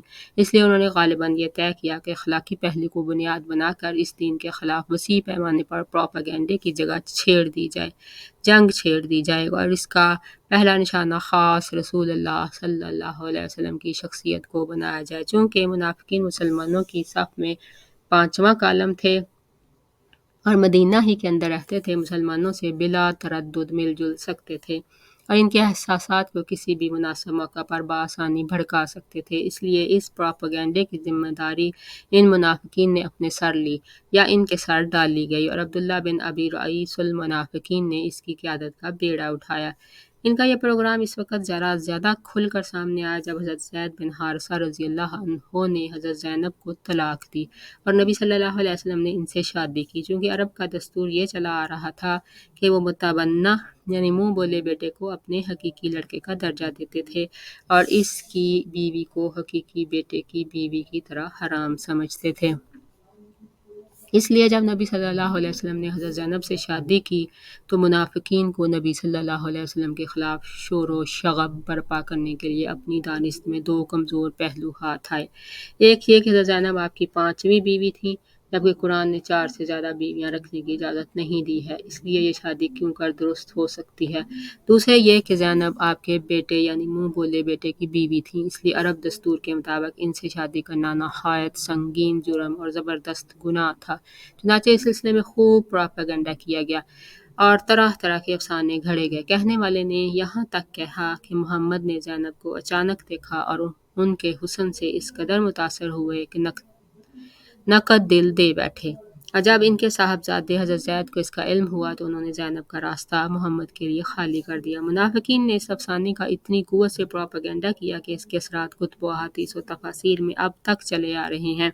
اس وقت یہ سارا پروپیگنڈا کمزور اور سادہ لوح مسلمانوں کے اندر اتنا مؤثر ثابت ہوا کہ بالآخر قرآن مجید میں اس کی بابت واضح آیات نازل ہوئیں جن کے اندر شکوک پنہاں کی بیماری کا پورا علاج تھا۔ اس پروپیگنڈے کی وسعت کا اندازہ اس سے کیا جا سکتا ہے کہ سورہ احزاب کا آغاز ہی اس آیت کریمہ سے ہوا، یا ایہا النبی اتق اللہ ولا تطع الکافرین والمنافقین ان اللہ کان علیما حکیما۔ اے نبی، اللہ سے ڈرو اور کافرین و منافقین سے نہ دبو، بے شک اللہ جاننے والا اور حکمت والا ہے۔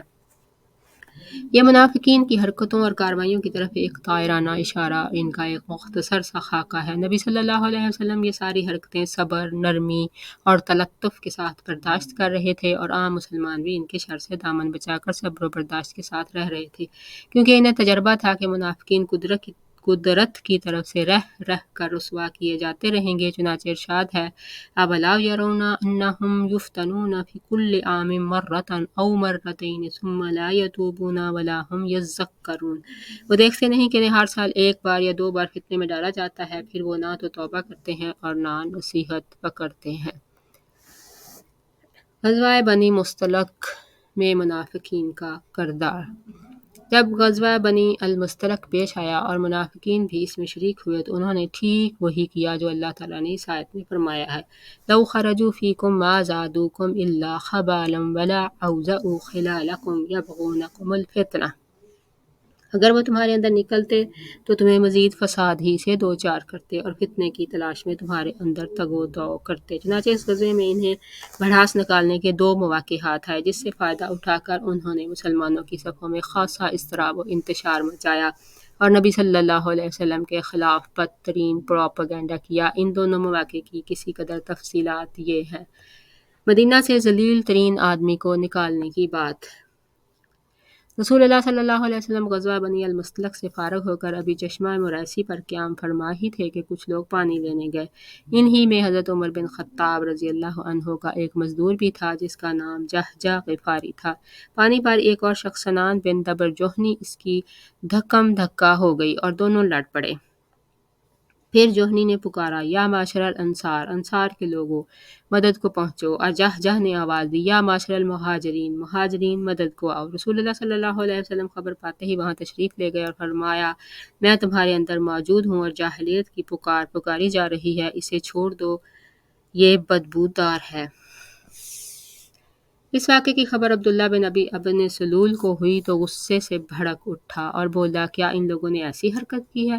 یہ ہمارے علاقے میں آ کر اب ہمارے ہی حریف اور مد مقابل ہو گئے ہیں۔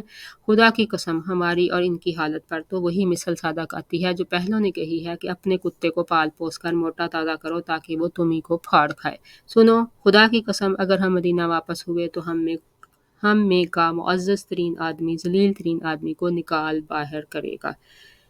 پھر حاضرین کی طرف متوجہ ہو کر بولا یہ مصیبت تم نے خود مول لی ہے، تم نے انہیں اپنے شہر میں اتارا اور اپنے اموال بانٹ کر دیے، دیکھو تمہارے ہاتھوں میں جو کچھ ہے، اگر اسے دینا بند کر دو تو یہ تمہارا شہر چھوڑ کر کہیں اور چلتے بنیں گے۔ اس وقت مجلس میں ایک نوجوان صحابی حضرت زید بن ارقم موجود تھے۔ انہوں نے آ کر اپنے چچا کو پوری بات کہہ سنائی۔ ان کے چچا رسول اللہ صلی اللہ علیہ وسلم کو اطلاع دی۔ اس وقت حضرت عمر بھی موجود تھے، بولے حضور عباد بن بشر سے کہیں کہ اسے قتل کر دیں۔ آپ نے فرمایا عمر یہ کیسے مناسب رہے گا، لوگ کہیں گے کہ محمد اپنے ساتھیوں کو قتل کر رہا ہے۔ نہیں بلکہ تم کوچ کا اعلان کر دو، یہ ایسا وقت تھا جس میں آپ کوچ نہیں فرمایا کرتے تھے۔ لوگ چل پڑے تو حضرت اسید بن حضیر رضی اللہ عنہ حضر خدمت ہوئے اور سلام کر کے عرض کیا کہ آج آپ نے بے وقت کوچ فرمایا ہے۔ آپ نے فرمایا کیا تمہارے صاحب یعنی ابن ابی نے جو کچھ کہا ہے تمہیں اس کی خبر نہیں ہوئی؟ انہوں نے دریافت کیا کہ اس نے کیا کہا ہے؟ آپ نے فرمایا ان کا خیال ہے کہ اگر وہ مدینہ واپس ہوا تو معزز ترین آدمی ذلیل ترین آدمی کو مدینہ سے نکال باہر کرے گا۔ انہوں نے کہا یا رسول اللہ آپ اگر چاہیں تو اسے مدینہ سے نکال باہر کریں، خدا کی قسم وہ ذلیل ہے اور آپ باعزت ہیں۔ اس کے بعد انہوں نے کہا اے اللہ کے رسول اس کے ساتھ نرمی برتیے، کیونکہ بخدا اللہ تعالیٰ آپ کو ہمارے پاس اس وقت لے آیا جب اس کی قوم اس کی تاج پوشی کے لیے مونگوں کا تاج تیار کر رہی تھی، اس لیے اب وہ سمجھتا ہے کہ آپ نے اس سے اس کی بادشاہت چھین لی ہے۔ پھر آپ شام تک پورا دن اور صبح تک پوری رات چلتے رہے، بلکہ اگلے دن کے ابتدائی اوقات میں اتنی دیر تک سفر جاری رکھا کہ دھوپ سے تکلیف ہونے لگی۔ اس کے بعد اتر کر پڑاؤ ڈالا گیا تو لوگ زمین پر جسم رکھتے ہی بے خبر ہو گئے۔ آپ کا مقصد بھی یہی تھا کہ لوگوں کو سکون سے بیٹھ کر گپ لڑانے کا موقع نہ ملے۔ ادھر عبداللہ بن ابی کو جب پتہ چلا کہ زید بن ارقم نے بھانڈا پھوڑ دیا ہے تو وہ رسول اللہ صلی اللہ علیہ وسلم کی خدمت میں حاضر ہوا اور اللہ کی قسم کھا کر کہنے لگا کہ اس نے جو بات آپ کو بتائی ہے وہ بات میں نے نہیں کہی اور نہ اسے زبان پر لایا ہوں۔ اس وقت وہاں انصار کے جو لوگ موجود تھے انہوں نے بھی کہا یا رسول اللہ ابھی وہ لڑکا ہے، ممکن ہے اسے وہم ہو گیا ہو اور اس شخص نے جو کچھ کہا تھا اسے ٹھیک ٹھیک یاد نہ رکھ سکا ہو، اس لیے آپ نے ابن ابی کی بات سچ مان لی۔ حضرت زید کا بیان ہے کہ اس پر مجھے ایسا غم لاحق ہوا کہ ویسے غم سے میں کبھی دوچار نہیں ہوا تھا۔ میں صدمے سے اپنے گھر میں بیٹھ رہا یہاں تک کہ اللہ تعالیٰ نے سورہ منافقین نازل فرمائی جس میں دونوں باتیں مذکور ہیں۔ ہم الذین یقولون لا تنفقوا علی من عند رسول اللہ حتی ینفضوا، یہ منافقین وہی ہیں جو کہتے ہیں کہ لوگ رسول اللہ صلی اللہ علیہ وسلم کے پاس ہیں ان پر خرچ نہ کرو یہاں تک کہ وہ چلتے بنے۔ یقولون لئن رجعنا الی المدینۃ لیخرجن الاعز منها الاذل، یہ منافقین کہتے ہیں کہ اگر ہم مدینہ واپس ہوئے تو اس سے عزت والا ذلت والے کو نکال باہر کرے گا۔ حضرت زید کہتے ہیں کہ اس کے بعد رسول اللہ صلی اللہ علیہ وسلم نے مجھے بلوایا اور یہ آیتیں پڑھ کر سنائیں۔ پھر فرمایا اللہ نے تمہاری تصدیق کر دی، اللہ اکبر۔ اس منافق کے صاحبزادے جن کا نام عبداللہ ہی تھا، اس کے بالکل برعکس نہایت نیک طینت انسان اور اخیار صحابہ میں سے تھے۔ انہوں نے اپنے باپ سے برات اختیار کر لی اور مدینہ کے دروازے پر تلوار سونت کر کھڑے ہو گئے۔ جب ان کا باپ عبداللہ بن ابی وہاں پہنچا تو اس سے بولے خدا کی قسم آپ یہاں سے آگے نہیں بڑھ سکتے یہاں تک کہ رسول اللہ صلی اللہ علیہ وسلم اجازت دے دیں، کیونکہ حضور عزیز ہیں اور آپ ذلیل ہیں۔ اس کے بعد جب نبی صلی اللہ علیہ وسلم وہاں تشریف لائے تو آپ نے اس کو مدینے میں داخل ہونے کی اجازت دے دی اور تب صاحبزادے نے باپ کا راستہ چھوڑا۔ عبداللہ بن ابی کے ان ہی صاحبزادے حضرت عبداللہ نے آپ سے یہ بھی عرض کی تھی کہ اے اللہ کے رسول، آپ اسے قتل کرنے کا ارادہ رکھتے ہیں تو مجھے فرمائیے، خدا کی قسم میں اس کا سر آپ کی خدمت میں حاضر کر دوں گا۔ سبحان اللہ۔ واقعہ افک۔ اس غزوے کا دوسرا اہم واقعہ افک کا واقعہ ہے۔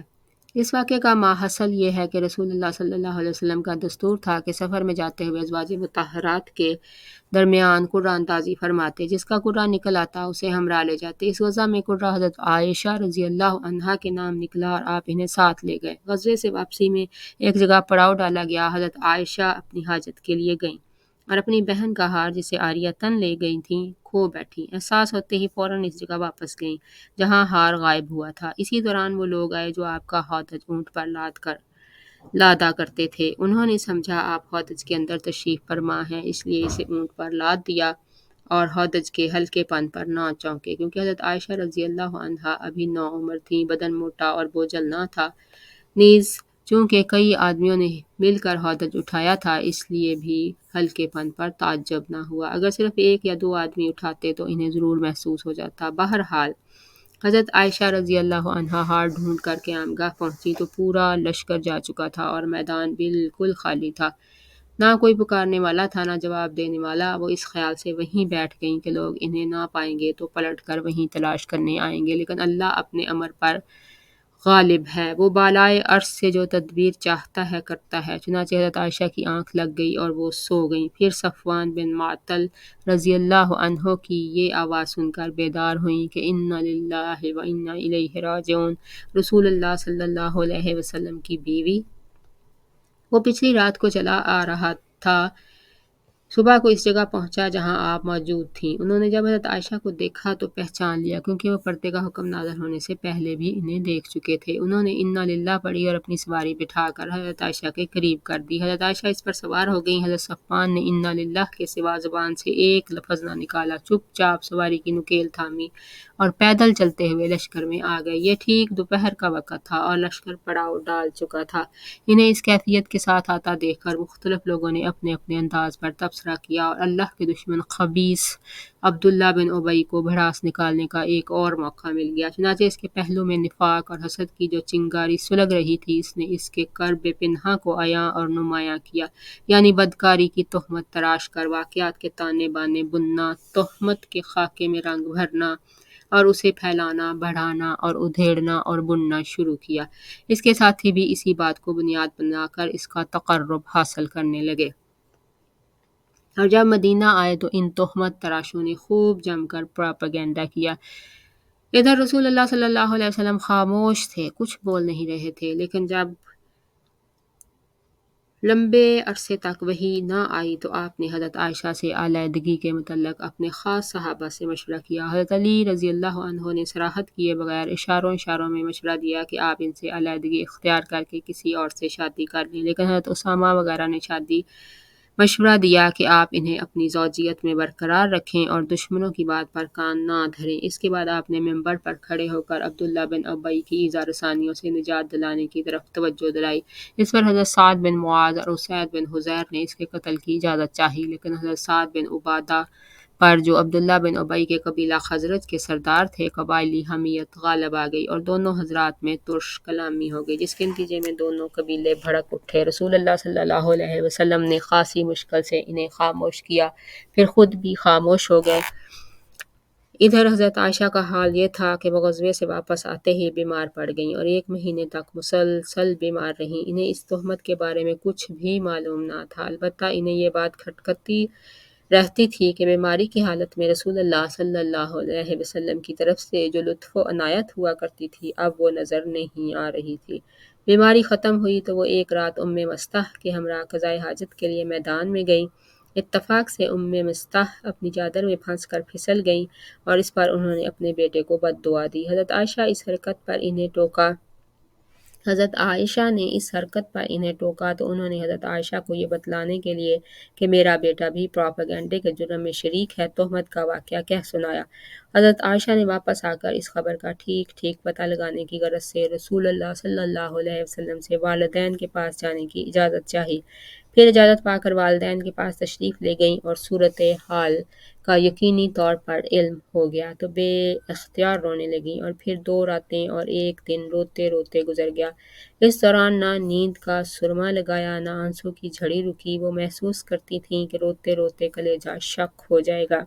اسی حالت میں رسول اللہ صلی اللہ علیہ وسلم تشریف لائے، کلمہ شہادت پر مشتمل خطبہ پڑھا اور امام اما بات کہہ کر فرمایا: اے عائشہ، مجھے تمہارے متعلق ایسی اور ایسی بات کا پتہ لگا ہے۔ اگر تم اس سے بری ہو تو اللہ تعالیٰ عنقریب تمہاری برات ظاہر فرما دے گا، اور اگر خدا نخواستہ تم سے کوئی گناہ سرزد ہو گیا ہے تو تم اللہ تعالیٰ سے مغفرت مانگو اور توبہ کرو، کیونکہ بندہ جب اپنے گناہ کا اقرار کر کے اللہ کے حضور توبہ کرتا ہے تو اللہ تعالیٰ اس کی توبہ قبول کر لیتا ہے۔ اس وقت حضرت عائشہ کے آنسو ایک دم تھم گئے اور اب انہیں آنسو کا ایک قطرہ بھی محسوس نہ ہو رہا تھا۔ انہوں نے اپنے والدین سے کہا کہ وہ آپ کو جواب دیں، لیکن ان کی سمجھ میں نہ آیا کہ کیا جواب دیں۔ اس کے بعد حضرت عائشہ نے خود ہی کہا: واللہ میں جانتی ہوں کہ یہ بات سنتے سنتے آپ لوگوں کے دلوں میں اچھی طرح بیٹھ گئی ہے اور آپ لوگوں نے اسے بالکل سچ سمجھ لیا ہے۔ اس لیے اب اگر میں یہ کہوں کہ میں بری ہوں اور اللہ خوب جانتا ہے کہ میں بری ہوں، تو آپ لوگ میری بات سچ نہ سمجھیں گے، اور اگر میں کسی بات کا اعتراف کر لوں حالانکہ اللہ خوب جانتا ہے کہ میں اس سے بری ہوں، تو آپ لوگ صحیح مان لیں گے۔ ایسی صورت میں واللہ میرے لیے اور آپ لوگوں کے لیے وہی مثل ہے جسے حضرت یوسف علیہ السلام کے والد نے کہا تھا: فصبر جمیل واللہ المستعان علی ما تصفون۔ صبر ہی بہتر ہے اور تم لوگ جو کچھ کہتے ہو اس پر اللہ کی مدد مطلوب ہے۔ اس کے بعد حضرت عائشہ دوسری طرف جا کر لیٹ گئیں اور اسی وقت رسول اللہ صلی اللہ علیہ وسلم پر وحی کا نزول شروع ہو گیا۔ پھر جب آپ نے نزول وحی کی شدت و کیفیت ختم ہوئی تو آپ مسکرا رہے تھے، اور آپ نے پہلی بات جو فرمائی وہ یہ تھی کہ اے عائشہ، اللہ نے تمہیں بری کر دیا۔ اس پر خوشی سے ان کی ماں بولی: عائشہ، حضور کی جانب اٹھو، شکریہ ادا کرو۔ انہوں نے اپنے دامن کی برات اور رسول اللہ صلی اللہ علیہ وسلم کی محبت پر اعتماد و وثوق کے سبب قدر ناز کے انداز میں کہا: واللہ میں تو ان کی طرف نہ اٹھوں گی اور صرف اللہ کی حمد کروں گی۔ اس موقع پر واقعہ افک سے متعلق جو آیات اللہ نے نازل فرمائیں وہ سورہ نور کی 10 آیات ہیں، جو ان الذین جاءوا بالافک عصبۃ منکم سے شروع ہوتی ہیں۔ اس کے بعد تہمت تراشی کے جرم میں مصطح بن اثاثہ، حسان بن ثابت اور حمنہ بنت جہش رضی اللہ عنہم کو 80 کوڑے مارے گئے۔ البتہ خبیث عبداللہ بن ابی کی پیٹھ اس سزا سے بچ گئی، حالانکہ تہمت تراشوں میں وہی سر فہرست تھا اور اسی نے معاملے میں سب سے اہم رول ادا کیا تھا۔ اسے سزا نہ دینے کی وجہ یا تو یہ تھی کہ جن لوگوں پر حدود قائم کر دی جاتی ہے وہ ان کے لیے اخروی عذاب کی تخفیف اور گناہوں کا کفارہ بن جاتی ہے، اور عبداللہ بن ابی کو اللہ تعالیٰ نے آخرت میں عذاب عظیم دینے کا اعلان فرما دیا تھا، یا پھر وہی مصلحت کار فرما تھی جس کی وجہ سے اس کی اسلام دشمنی کے باوجود اسے قتل نہیں کیا گیا۔ حافظ ابن حجر نے امام حاکم کی ایک روایت نقل کی ہے کہ عبداللہ بن ابی کو بھی ہاتھ لگائی گئی تھی۔ اس طرح 1 مہینے کے بعد مدینہ کی فضا شک و شبے اور قلق و اضطراب کے بادلوں سے صاف ہو گئی، اور عبداللہ بن ابی اس طرح سوار ہو کر دوبارہ سر نہ اٹھا سکا۔ رسوا ہو کر دوبارہ سر نہ اٹھا سکا۔ ابن اسحاق کہتے ہیں کہ اس کے بعد جب وہ کوئی گڑبڑ کرتا تو خود اس کی قوم کے لوگ اسے عتاب کرتے، اس کی گرفت کرتے اور اسے سخت سست کہتے۔ اس کیفیت کو دیکھ کر رسول اللہ صلی اللہ علیہ وسلم نے حضرت عمر سے کہا: اے عمر، کیا خیال ہے؟ دیکھو، واللہ اگر تم نے اس شخص کو اس دن قتل کر دیا ہوتا جس دن تم نے مجھ سے اسے قتل کرنے کی بات کہی تھی تو اس کے بہت سے ہمدرد اٹھ کھڑے ہوتے، لیکن اگر آج انہی ہمدردوں کو اس کے قتل کا حکم دیا جائے تو وہ اسے قتل کر دیں گے۔ حضرت عمر نے کہا: واللہ میری سمجھ میں خوب آ گیا ہے کہ رسول اللہ صلی اللہ علیہ وسلم کا معاملہ میرے معاملے سے زیادہ برکت ہے۔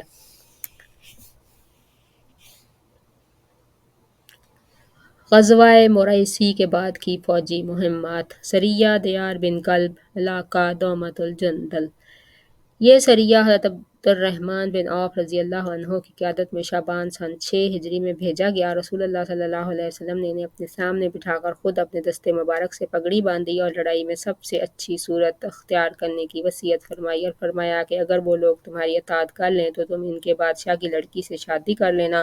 حضرت عبد الرحمن بن عوف رضی اللہ عنہ نے وہاں پہنچ کر 3 روز پہم اسلام کی دعوت دی۔ بالآخر قوم نے اسلام قبول کر لیا۔ پھر حضرت عبد الرحمن بن عوف رضی اللہ عنہ نے تمازر بنت اسبق سے شادی کی۔ یہی حضرت عبد الرحمن کے صاحبزادے ابو سلمہ کی ماں ہیں۔ اس خاتون کے والد اپنی قوم کے سردار اور بادشاہ تھے۔ سریہ دیار بنی سعد، علاقہ فدق۔ یہ سریہ شعبان سن 6 ہجری میں حضرت علی رضی اللہ عنہ کی سرکردگی میں روانہ کیا گیا۔ اس کی وجہ یہ ہوئی کہ رسول اللہ صلی اللہ علیہ وسلم کو معلوم ہوا کہ بنو سعد کی ایک جمعیت یہود کو کمک پہنچانا چاہتی ہے، لہٰذا آپ نے حضرت علی کو 200 آدمی دے کر روانہ فرمایا۔ یہ لوگ رات میں سفر کرتے اور دن میں چھپے رہتے تھے۔ آخر ایک جاسوس گرفت میں آیا اور اس نے اقرار کیا کہ ان لوگوں نے خیبر کی کھجوروں کے عوض امداد فراہم کرنے کی پیشکش کی ہے۔ جاسوس نے یہ بھی بتلایا کہ بنو سعد نے کس جگہ جتھا بندی کی ہے، چنانچہ حضرت علی رضی اللہ عنہ نے ان پر شب خون مار کر 500 اونٹ اور 2000 بکریوں پر قبضہ کر لیا۔ البتہ بنو سعد اپنی عورتوں سمیت بھاگ نکلے۔ ان کا سردار دبر بن علیم تھا۔ سریہ وادی القریٰ: یہ سریہ حضرت ابوبکر صدیق رضی اللہ تعالیٰ عنہ یا حضرت سعد بن حارثہ رضی اللہ عنہ کے زیر قیادت رمضان سن 6 ہجری میں روانہ کیا گیا۔ اس کا سبب یہ تھا کہ بنو فزارہ کی ایک شاخ نے دھوکے سے رسول اللہ صلی اللہ علیہ وسلم کو قتل کرنے کا پروگرام بنایا تھا، لہٰذا آپ نے ابوبکر صدیق رضی اللہ عنہ کو روانہ فرمایا۔ حضرت سلمہ بن اقویٰ رضی اللہ عنہ کا بیان ہے کہ اس سریہ میں بھی آپ کے ساتھ تھا۔ جب ہم صبح کی نماز پڑھ چکے تو آپ کے حکم سے ہم لوگوں نے چھاپا مارا اور چشمے پر دھاوا بول دیا۔ ابوبکر صدیق رضی اللہ عنہ نے کچھ لوگوں کو قتل کیا۔ میں نے ایک گروہ کو دیکھا جس میں عورتیں اور بچے بھی تھے۔ مجھے اندیشہ ہوا کہ کہیں یہ لوگ مجھ سے پہلے پہاڑ پر نہ پہنچ جائیں۔ میں نے ان کو پکڑنے کی کوشش کی اور ان کے اور پہاڑ کے درمیان ایک تیر پھینکا۔ تیر دیکھ کر یہ لوگ ٹھہر گئے۔ ان میں قرفہ نامی ایک عورت تھی جو ایک پرانی پوستین اوڑھے ہوئے تھی۔ اس کے ساتھ اس کی بیٹی بھی تھی جو عرب کی خوبصورت ترین عورتوں میں سے تھی۔ میں ان سب کو کھینچتا ہوا ابوبکر صدیق رضی اللہ عنہ کے پاس لے آیا۔ انہوں نے وہ لڑکی مجھے عطا کی۔ میں نے اس کا کپڑا تک نہ کھولا تھا کہ بعد میں رسول اللہ صلی اللہ علیہ وسلم نے یہ لڑکی مجھے سلمہ بن اقویٰ سے لے کر مکہ بھیج دیا اور اس کے عوض وہاں کے متعدد مسلمان قیدیوں کو رہا کرا لیا۔ قرفہ ایک شیطان صفت عورت تھی۔ نبی صلی اللہ علیہ وسلم کے قتل کی تدبیریں کیا کرتی تھی اور اس مقصد کے لیے اس نے اپنے خاندان کے 30 شاہ سواروں بھی تیار کیے تھے، لہٰذا اسے ٹھیک بدلہ مل گیا اور اس کے 30 سوار مارے گئے۔ سریہ ارنین: سریہ شمال سن 6 ہجری میں حضرت قرظ بن جابر فہری رضی اللہ عنہ کی قیادت میں روانہ کیا گیا۔ اس کا سبب یہ ہوا کہ عقل اور ارینا کے چند افراد نے مدینہ آ کر اسلام کا اظہار کیا اور مدینہ ہی میں قیام کیا، لیکن ان کے لیے مدینہ کی آب و ہوا راس نہ آئی اور نبی صلی اللہ علیہ وسلم نے انہیں چند اونٹوں کے ساتھ چراگاہ بھیج دیا اور حکم دیا کہ اونٹوں کا دودھ اور پیشاب پئیں۔ جب یہ لوگ تندرست ہو گئے تو رسول اللہ صلی اللہ علیہ وسلم کے راعی کو قتل کر دیا، اونٹوں کو ہانک لے گئے اور اظہار اسلام کے بعد اب پھر کفر اختیار کیا، لہٰذا رسول اللہ صلی اللہ علیہ وسلم نے ان کی تلاش کے لیے قرظ بن جابر فہری کو 20 صحابہ کی معیت میں روانہ فرمایا۔ یہ دعا فرمائی کہ اے اللہ ارنیوں پر راستہ اندھا کر دے اور کنگن سے بھی زیادہ تنگ بنا دے۔ اللہ نے یہ دعا قبول فرمائی، ان پر راستہ اندھا کر دیا، چنانچہ وہ پکڑ لیے گئے اور انہوں نے مسلمان چرواہوں کے ساتھ جو کچھ کیا تھا اس کے قصاص اور بدلے کے طور پر ان کے ہاتھ پاؤں کاٹ دیے گئے، آنکھوں میں گرم سلائیاں پھیری گئیں اور انہیں ہرہ کے ایک گوشے میں چھوڑ دیا گیا، جہاں وہ زمین پر تڑپتے تڑپتے اپنے کیفر کردار کو پہنچ گئے۔ ان کا واقعہ صحیح بخاری وغیرہ میں حضرت انس رضی اللہ تعالیٰ عنہ سے مروی ہے۔ اہل سیر اس کے بعد ایک اور سریہ کا ذکر کرتے ہیں جسے حضرت عمرو بن امیہ زمری رضی اللہ عنہ نے حضرت سلمہ بن ابی سلمہ کی رفاقت میں شوال سن 6 ہجری میں سر کیا تھا۔ اس کی تفصیل یہ بتائی گئی ہے کہ حضرت عمرو بن امیہ زمری ابو سفیان کو قتل کرنے کے لیے مکہ تشریف لے گئے تھے، کیونکہ ابو سفیان نے نبی صلی اللہ علیہ وسلم کو قتل کرنے کے لیے ایک اعرابی کو مدینہ بھیجا تھا۔ البتہ فریقین میں سے کوئی بھی اپنی مہم میں کامیاب نہ ہو سکا۔ اہل سیر نے یہ بھی کہتے ہیں کہ اسی سفر میں حضرت عمرو بن امیہ زمری نے 3 کافروں کو قتل کیا تھا اور حضرت خبیب رضی اللہ عنہ کی لاش اٹھائی تھی۔